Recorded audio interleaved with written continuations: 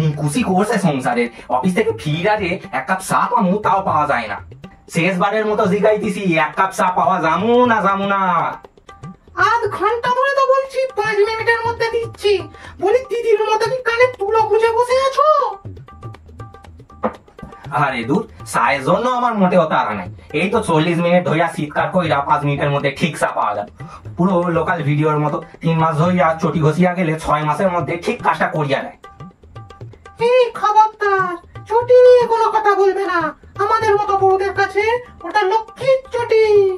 আরে না, ওটা লক্ষ্মী নয়, ওটা শনি মন্দিরের চটি, বুঝছো? হ্যাঁ,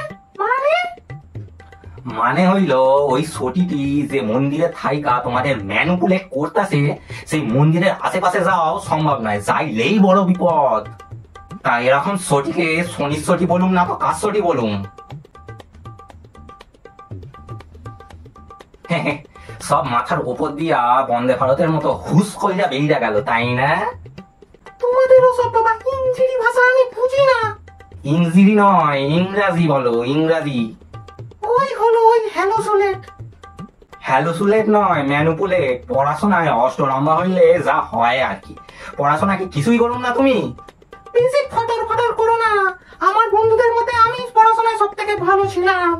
হ্যাঁ, সে কতটা ছিলে আমাকেও নলেজ আছে। ক্লাস 8-এ 3 বার ফেল কইরা শেষমেশ টিসি দিয়া দিয়েছিল তোমারে। আর তুমি কি কলেজে প্রত্যেকটা বিষয় কম্পার্টমেন্টাল পাস করেছো? হ্যাঁ, প্রত্যেকটা কম্পার্টমেন্ট মানে প্রত্যেকটা খোপে থরলি নলেজ লিয়া তবে পাস করতেছি।